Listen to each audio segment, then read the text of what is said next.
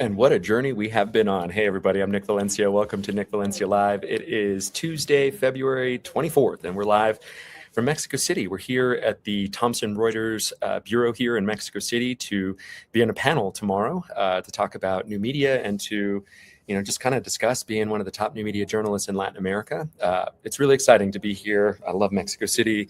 And it's, I guess I should start by just saying shout out to Thomson Reuters for the invite and for also letting me use this facility.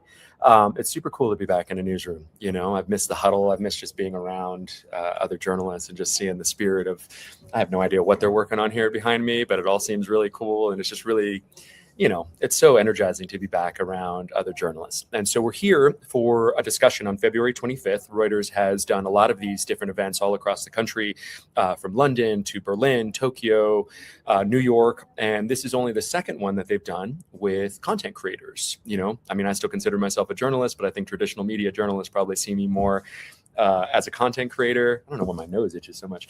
As a content creator, but we are working within the margins of editorially anyway, within traditional media and just bringing this over to the new media landscape. And in the spirit of that, we've been on the road for several days now. And that's where I want to start. I have been along the U.S.-Mexico border, spending time in El Paso. And it was over the course of the last 3 days that I went into the Camp East Montana, which is reported to be the largest detention center in the country in terms of how many detainees they have there. I spoke to several people who were in custody, and what they described to me were just absolutely horrific conditions. And we'll get into those with the stories that we covered there. But really the headline is that there's some sort of a infection or fungal virus that is spreading right now and has been for the last several months. The detainee who I spoke to, I won't reveal her name to protect her identity, she told me that in the room that she's in, there's at least 3, maybe 4 women who have this virus, this fungal infection all over their body, from their legs, their feet, their genitals even. And it's painful, it's red, it's itchy, and they have no idea what it is. They have been able to see the doctor. The doctors there tell them that it is just a fungal infection. We have heard similar reports. What you're looking at here is a report, one of those reports from El Paso outside of Camp East, Montana. We have heard similar details emerge from other detention centers around the country, and they have been categorized as a scabies outbreak. Now, I asked the detainees and even the guards, some of who I got this information from, and they said they hadn't heard that word. They hadn't heard that characterization. But it sounds very similar to what other outbreaks that we've seen. The bottom line is here, it is, the hygiene is not something that, they want to be living in. They don't know whether it's the soap, whether it's the water. The water, they say, sometimes it comes out brown. The soap, they think maybe it's an allergic reaction. But talking to other medical professionals, people in the public health field, it sounds like a viral infection that's very, very contagious. And to a lot of people, it sounds very similar to the reports of scabies that we've heard come out of Camp East, Montana. The other headline that we heard is that at least 2 men, are on a hunger strike right now. And this is something that should piss off both Republicans and Democrats. We talk a lot about the moral outrage and talk about how journalism is a moral beacon. It's also one where we uncover the details of financial corruption and be very clear about what's happening here. The 2 men who are on hunger strike, I know at least one of them started their hunger strike because they asked for a voluntary deportation and they haven't been able to get it. They asked for this voluntary deportation more than a month and a half ago. And according to the people I talked to, not one of them was currently on this hunger strike, but they said that this individual had started the hunger strike, several days ago. It could have been over a week ago, and that there's at least one other person who is also on this strike as well. And so you have those details emerging from there, along with all the stories that we've heard. This is the same facility where earlier we heard that there was a homicide report there, that an inmate initially, the reports were that he choked on something. After the coroner reviewed it, it was determined that it was a homicide, that it was potentially a strangulation. And no one has answered for that. There have been absolutely no consequences for that. One of the other takeaways that I had, if you want to play this report that we had about a hysterectomy here and a woman having her uterus removed. This was just shocking. and I don't use that word lightly. And this is a report I spoke want to a you to consider. detainee, and what they told me was just absolutely horrific. About 2 weeks ago, according to this detainee, there was a woman in custody here who was bleeding profusely from her vagina, and she was taken to the hospital. It was determined that they had to remove her uterus, and she had her uterus removed. They said that that woman is now back inside the facility and is recovering. It is just one of the many horrific circumstances that they're dealing with inside. Food is also an issue. They eat the same thing every single day. After 5 o'clock, they're given one tortilla, and they don't eat after 5 o'clock. They've gotten to this point where they are basically taking fruit from their lunchtime. They get a banana or they get an apple, and they're trying to save that for a late night snack. But the guards have caught on to that, and what they're doing is they're now doing random searches in those cells, and they're throwing away the stuff that they save for later. The conditions are horrible inside there, and I've never been to a concentration camp, so I can't say that, but I can say that this area here outside very much so feels like a POW camp. These kinds of rocks here are sort of the landscaping, dirt road, desolate area, a lot of barbed wire, chain link fence. The tent structures are white. It gives this feeling that's very uncomfortable. I talked to a guard inside, and she said it psychologically messes with her. We didn't get into why she's still working here, even if she's having that impact, but this is clearly having an impact on those not only being held, but also those working, doing the guarding. And most of those guards are Latino. And you look at the demographics of El Paso, it makes sense. It's a city. I don't have the numbers in front of me, but I mean, looking at everybody just anecdotally, it's about 95% Latino. So it makes sense if they're pulling employees from that area that the guards would be Latino. But it's clearly having a psychological impact on them. They said that to me directly. There was a Latina guard there, who I just spoke about in that report. We didn't get into why she's still working there, but she says every day she comes in and, it has a toll. When I was leaving the last time this facility, they were talking about trying to put up art or pictures. It's a very sterilized environment, as I described. Sterilized is not the right word. It looks very sort of clinical and void of emotion. It's all white. There's a lot of metal structures. You walk in and the landscaping are those big rocks. It's a dusty dirt road, desolate area. And those white makeshift tents, those temporary tents really evoke this feeling of, just really uncomfortable feeling to think of what's going on behind those closed doors. We see those viral videos and then they end. We see how people are treated out in the open. We've seen white Americans being shot and killed on the streets of Minnesota. And if we see that with our own eyes in the public, what is happening behind closed doors in these detention centers, in these detention facilities? It was so important for us to connect. And another thing I want to talk about is I went and I spoke to a detainee yesterday. For those who have loved ones impacted by President Trump's mass deportation policy, it is very, very important that you hear what I'm going to say next. Everyone who's in custody right now has the right to a habeas corpus petition. I am not a lawyer, but I've covered immigration for more than 20 years, and I know that many migrants in custody don't know that they can do this. Effectively, it's a Latin translation to presenting the body in front of a judge. Everybody who's in immigration custody, in detention, has the right to put out a habeas corpus petition. One of the detainees who I spoke to had no idea what that was, and I'm grateful that I was able to, sort of educate him on what his rights were and what they are, granted here in this country.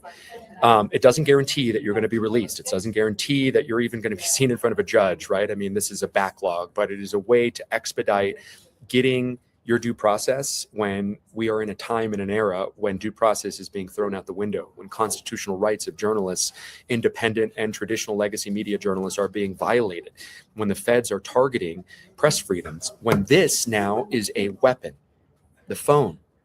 Because what's happening there on the streets, and we heard in congressional testimony from a whistleblower, it is unconstitutional, and these agents are being trained to defy the Constitution. It's unlawful. And it takes people like us, independent journalists. It takes people out there like you, because everyone's going to have to step up sooner or later as an individual in this country. I truly believe that. And it takes us to document it. So we were grateful to be out there, grateful to talk to detainees. And the last thing, to land the plane on this discussion before we get joined here by Christian Ramos, who's going to give us an update with the State of the Union. We were also doing an investigative report out of Walmart, and we decided to do it there at the Cielo Vista Walmart, where there was a racist attack by an individual who was targeting the Latino community. More than 20 people were killed in August of 2019 when a man went in and he was allowing people who were not Latino to live, and he was asking people if they were, and if they were, he would shoot and kill them. And so we were in El Paso and decided to pursue this story that we were investigating on Walmart since August, which shows that they have quietly helped build the surveillance infrastructure that ICE is using to conduct its targeted enforcement operations. I want to play you this clip and we'll talk about it on the other side. Walmart has quietly helped build the surveillance infrastructure that ICE is using to conduct its targeted enforcement operations. Let me tell you what I mean here. Years ago, there was an uptick in crime at Walmarts across the country, and they thought the remedy would be to fund community grants to police departments and foundations with the sole purpose of using that money to fund flock cameras or license plate reading cameras. And according to the organization deflock.org, there's one of those cameras here at the El Paso Walmart along Gateway Boulevard. Flock has not only continued to put those cameras up, they've sort of expanded what they're being used for. They went up with the intention of being used to fight crime, but now they're being used to fight immigration violators. That's exactly how they're being used here now under President Trump. Now, we reached out to Walmart to get comment on this. They would not say anything on the record. They said a lot of stuff off the record. But as I told them, it would strain common sense to think that the money that they spent on these cameras doesn't have a through line now with the data that police departments are using from those cameras and sharing now with ICE so they can conduct their targeted enforcement operations here at Walmart. So if you follow along there, Walmart had a crime problem, and they thought the remedy would be to put all these flock cameras, these license plate readers, in and around Walmarts. They funded police foundations, community grants, with the sole purpose of putting these cameras up, these flock cameras. And they said, here you go, police departments, come put them up around our facilities. And they claim plausible deniability that we don't know what's happening with the data used by these cameras. We're just putting this money out there for the foundations to put them up. And as I mentioned in my report, it would strain common sense to think that there's not a through line between the money spent. Walmart literally paid for these cameras that are now being used by ICE. They don't own the cameras, ICE. They're using the data that's being shared with them by the local police departments who put these cameras up with money given to them by Walmart. Walmart, of course, America's largest retail store. They were unwilling to go on the record with me. They were unwilling to go on background with me. And they said a lot off the record. I am honoring that agreement of what off the record is. And that means, I'm not going to tell you what they told me. But it's deeply frustrating for me to know that this is just another example of this sort of blueprint that we have in corporate America, where the president of a company gives directives to a middle manager who then carries that out, and the president never is named or gets in trouble. There's never any consequences. There's deniability. There's enough distance between the person at the top and the person that ends up getting it from their orders that they could say, hey, we don't have anything to do with this. It's bullshit. It's fucking bullshit. And we know what it is, and we're calling it out. And if I was still in the mainstream and traditional media, I know that I probably wouldn't be able to do that story, because son los ricos apoyando a los ricos, los dueños de estos empresas that are helping each other out. Think about that and consider that. You guys should be angry too, because it's your tax dollars at play here. I am going to be joined now on Pivot Hard here from my reporting on the border to, and by the way, if you guys are just joining us, we're in this beautiful office here, Thomson Reuters, the Bureau for Mexico City. We got an event coming up. I'll speak more about that later, but we've been letting Christian Ramos wait long enough. Christian, come on in here, man. Welcome to the show. Here, we can get you on the stage here. Add to the stage. There we go. I'll do that. There we go. How are you, brother? I'm good. You're missing all of the snow and the blizzards in America right now. That's smart. Good for you. But yeah, it's a crazy time right now. I don't have to tell you. Yeah, shout out to I should start with shout out to Congressman Jimmy Gomez, man. I got invited to the State of the Union, but I'm here doing this event. What? And so boo-hoo, right? Boo-hoo that I'm not going to be there. But what an honor, man. What an honor to just, be invited. That's incredible. You know what? having worked in the Senate and the House, I've never gone to the State of the Union. So you're ahead of me there, buddy. That's incredible. Well, it is pretty clear to me that there are progressive, members of the Progressive Democratic Caucus, Congressional Caucus, that are taking this sort of strategy of inviting content creators, independent journalists to be there at the State of the Union. There's a ton of them there right now. I saw Jolly Good Ginger, I saw Cats on Couch, Carlos Eduardo Espino, the list goes, Aaron Parnas, the list goes on. And so I didn't know that was happening, but I wonder if it's sort of a coordinated effort by the Dems to sort of say, hey, look, these are our folks that, are really putting out accurate information out there, and we want to, celebrate them. So I don't know. I mean, that's just a total speculation, but. Well, we're in the social media age, right? This is the president who, I think more than any other in the history of our country, invites, this type of interaction and I think it'll be very interesting because we know that this guy is going to lie explicitly about everything, and I think he's going to lie about two things. He's going to lie about the economy, and he's going to lie about immigration. And I think what's fascinating is they're connected. In my mind, his lies about the economy, his lies, number one, they're going after our workforce. I mean, I was just talking to the Uber driver on the way here, and he's like, do you guys not understand in your country that you're destroying tu mano de obra? Why are you going after your workforce? So I think that's absolutely right. And I want to like thread the needle even in an even finer point. He is going to deny that costs are rising. He's going to say that his tariffs, right, his taxes on the American people on their goods are completely paid for. His illegal tariffs, right, at the same time as he is deporting all of the people who are actually picking our crops and who are working in our hospitals and are taking care of our family members in retirement homes and so on and so forth. And so he's really hurting the economy. And I think what's fascinating on the tariff piece is those are illegal. If they're illegal and those are taxes on the American people, they should give money back to the American people. There was a study that just came out that basically said that every American basically had to pay $1,000 plus on their groceries this year, on their take-home things that they needed to survive. The Trump administration should give that money back to the American people. He keeps saying that they're making all of this money off of these tariffs, off of all of these taxes. Wonderful. Okay, you're making that money. Give it back to the American people. Well, we initially heard that he might, there was rumors. People still remember the stimulus checks. They think that that's why they voted for him in 2024. I have some friends who were like, those Trump stimulus checks, remember those? And then we heard more recently, well into his, into Trump 2.0, that we potentially, all Americans, were going to get like a $2,000 check or something like that. So Scott Dissent was just recently on a television program here in the United States, one of the Sunday shows.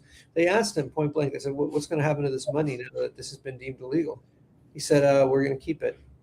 We're going to keep it. That's it. He doesn't say what we're going to do with it. He doesn't say what the government's doing with it. It's just going to go into the pocket of this administration, I guess. And what is equally fascinating here is this is the most corrupt administration ever, right? These guys, all of the businesses that Trump's sons owns, they're all cutting deals with, Saudi Arabia, with whoever. So they are getting filthy rich off of the administration, and the money that they should be using for the American people, who knows where it's going?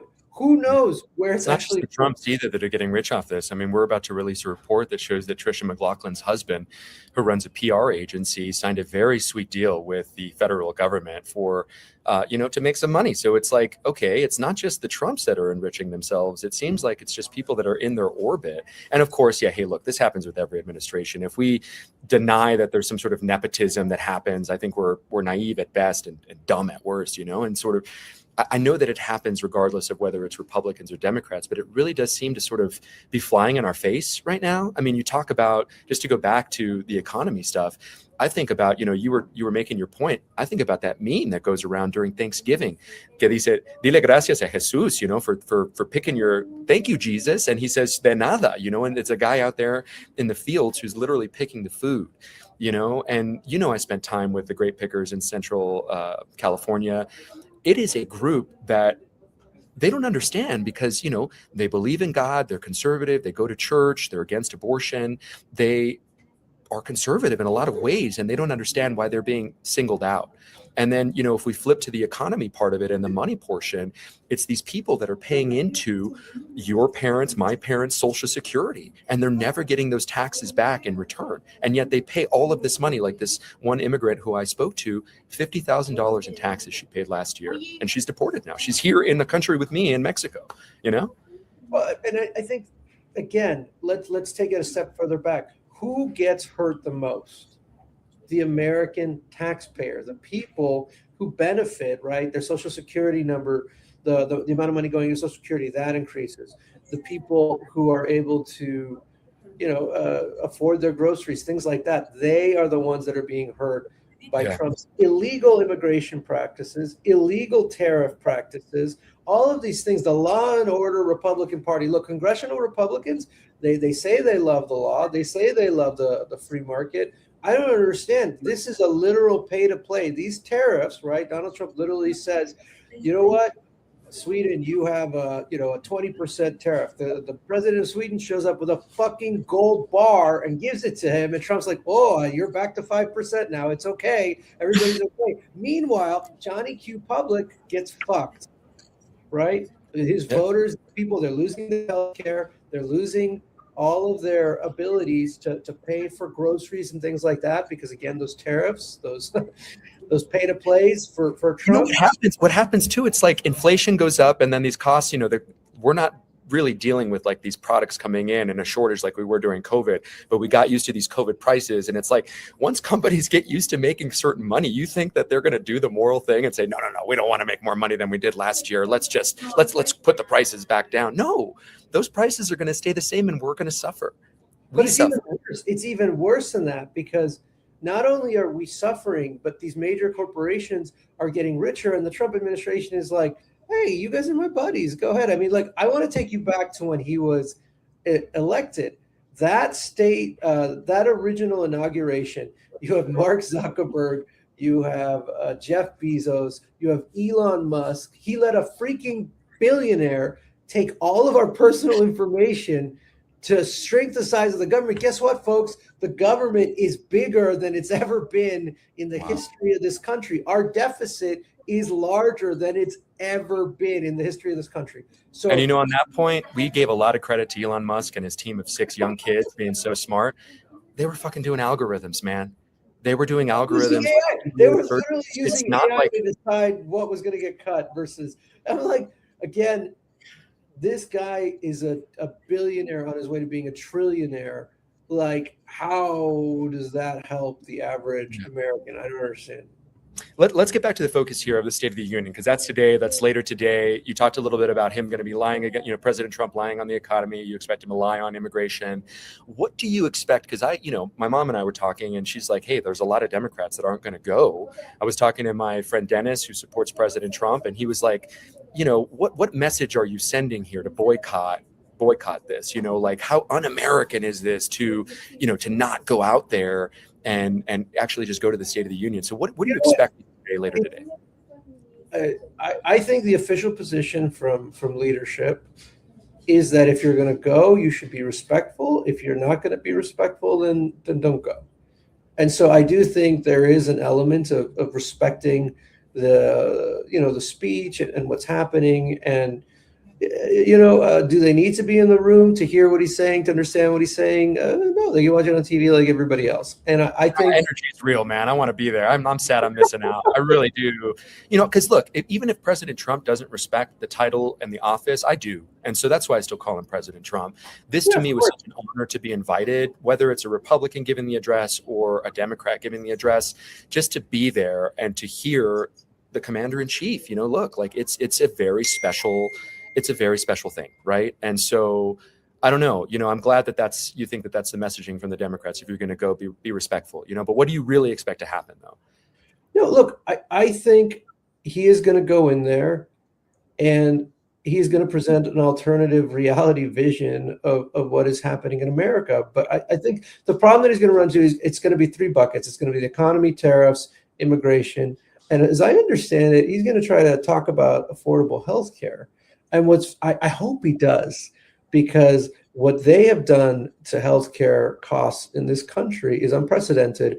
And in addition to slashing, vitally needed healthcare for all Americans, the people that are going to get hit the worst are Republicans, which is why these moderates in the House who are up for re-election are pushing him to say, okay, what is your plan?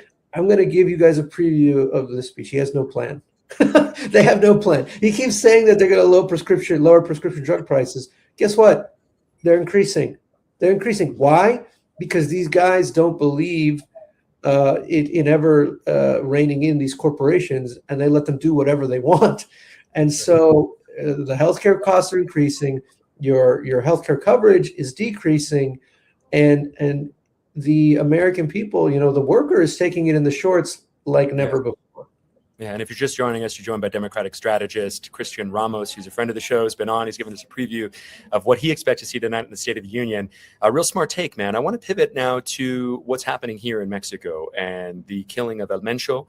There is a lot of speculation that there might have been some U.S. involvement potentially, that this is, has President Trump written all over it.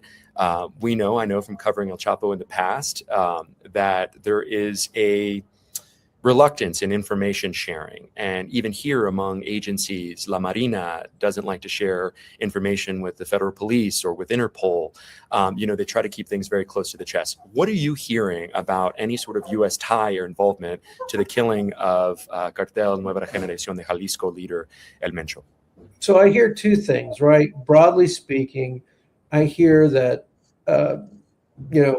in times past, there was a great reluctance to do this because of the instability that it could cause the country, but that there was a fear that, Donald Trump kept threatening to launch airstrikes into Mexico unless there was action taken.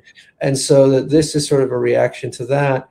And then I think the other piece here, and I don't want to beat a dead horse, but I do think there is an element of the tariffs, the trade arguments that we're seeing here, that's the other, I guess, carrot and the stick for these ongoing negotiations between this administration. I mentioned before that Trump sort of seems to be arbitrarily levying these tariffs. I think part of the promise of keeping the tariffs low is stopping the flow of fentanyl into the United States, which is something that these cartels have only started recently doing. And so I do believe there is an economic imperative here to not have the United States levy these tariffs against Mexico, their largest trading partner in the world. I think people forget a place like Texas does billions of dollars in trade as a state alone with Mexico. So there's a lot of real geopolitical pressures with one of our biggest binational trading partners. It's interesting that you bring up fentanyl because Luis Chaparro, who is supposed to be on the show here today, but he got sent to Tijuana. He's also, in full disclosure, part of this Thomson Reuters discussion that we're going to have here on the 25th. He put out some reporting about a new narcomanta that was put out in the Plaza of Ciudad Juarez. Juarez at one time, I cut my teeth covering the drug cartels. There was 8.5 murders on average there per day. It was labeled back in 2010s as one of the most dangerous cities, more dangerous than Kabul. There was a new, and violence has calmed down. It's no longer synonymous with the violence that we saw previously, the double-digit deaths, the federal police being targeted and killed. There was a new narcomanta put up, according to Luis Chaparro's reporting, that single-handedly pointed out fentanyl distribution. And it was not clear what cartel it was from, but it basically said anyone who's trafficking fentanyl, anyone within our organization who's caught with fentanyl, we're going to kill you. And, so it's really interesting to hear your take on, this fentanyl take and the cartels getting involved and this new narcomanta being put up, according to Luis Chaparro. Are we going to see renewed violence in a place like Ciudad Juarez? Is this going to spread? Because if you were looking at U.S. national media, you would have thought the entire country here of Mexico was on fire when it was really just Guadalajara and Jalisco, the state of Guadalajara. So it's interesting that we're having this conversation because I have a really good friend, Alberto Mejia. He's living in Mexico right now with his family. and he had the best line. So I want to make sure to attribute it to him. He said, it's really tough being Mexican American because in the United States you have ICE harassing you, and then you go to Mexico and you got the fucking cartel also harassing you. So, but he's down there, and he was telling me that in the town that he's in, they've had to stay at home, for all American citizens, and so he's down there with his family, and he can't leave his house. He hasn't left his house for the past 3 days, and he's been trying to figure out how to feed his food, and it's sort of like he hasn't done anything. And he was saying it's really crazy. Again, this is all secondhand knowledge, but he was saying that somebody told him that they were on a bus riding around, and somebody from the cartel just came onto the bus and said, "Hey, everybody out! We're gonna set this bus on fire and leave it on the side of at an intersection." And they were saying, my phone, because this is what I saw repeatedly on the way over here. Look at this. You see this? This is just on the streets. I mean, I thought I was going to see this stuff in Ciudad Juarez, and I've seen more federal police on the streets here. And this is in like the nicer areas, places like Polanco, and I'm just, around Roma area. And like, this is the reality here. This is what people are waking up here today in Mexico City. Is this normal? Yeah, they're getting used to it. This is not, something that we see on the streets of US, but to your point, Well, he made a really good point, or whoever was talking to him made this good point, which is basically saying that the cartel in these towns are very explicit, like, we want nothing to do with you. We're not going to harm you, but if you're on these streets, we are, and there's something that happens with the government, that's our enemy. That's who we're going to go after, and we're going to use this bus to intimidate. But like, we're not going to harm you in any way. And I thought that was really scary and interesting. And then I think the last point I'll make on this is one thing that he was surprised by is that the level and the ability for the cartel to just shut the country down. Yeah. That if they really want to, they can go out there, and you saw that. That's everywhere, right? I mean, if you're lucky enough to have a police presence, but again, people are like, he went to go get groceries, and the guy was like, "What are you doing out of here? Like, go back. This place is shut down." And I think that's remarkable, in the year of our Lord 2026, that a country can be shut down by a drug syndicate. That's, scary. Yeah, it is really scary. And, you talk to certain people here and they say that, it's the cartels that really have the power here in this country, and especially in these local municipalities. I have not covered the narco war in a number of years, but when I was heavy into it and was CNN's cartel reporter, it was the kids that used to play cops and robbers, and the robbers were the good guys and the cops were the bad guys in Ciudad Juarez. It was so, I remember being in Almoloya de Juarez in the state of Toluca, or outside of the state of Toluca, and after Chapo had gotten out, and going into that rural countryside area and interviewing people, and they were like fans of El Chapo.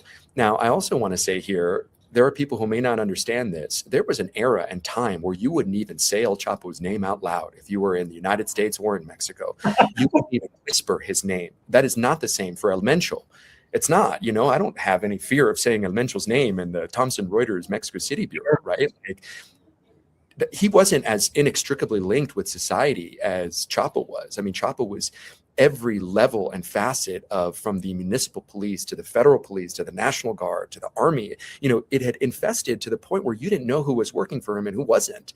That's not the case with this new cartel leader. I'm sure there are people that could speak more intelligently on it than myself, and people who have been more involved, like Luis Chaparro. We were really interested in having him on. But it's fascinating, Christian, just to be here in the days after such a significant watershed moment in this country, and to sort of see, going from the border to Mexico City, and to kind of seeing how things are happening here. I'm going to run here. I've got some stuff to get to, but is there anything I haven't asked you that you think is important to know, or anything that you'd like to talk about, man? Here's your chance.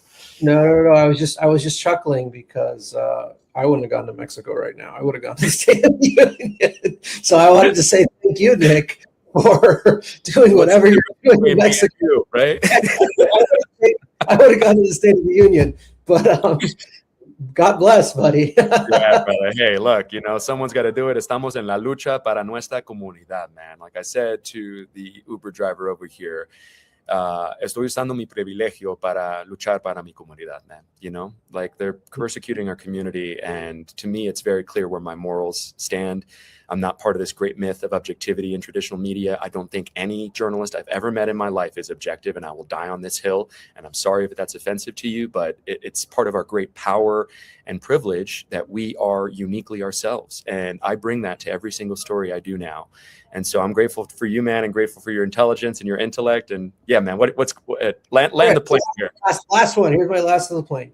Here's my call at the State of the Union. President Donald Trump, congressional Republicans, Senate Republicans, House Republicans, give the American people back all of the money that you tax them with in this tariffs, right? $1,700, whatever that is, right?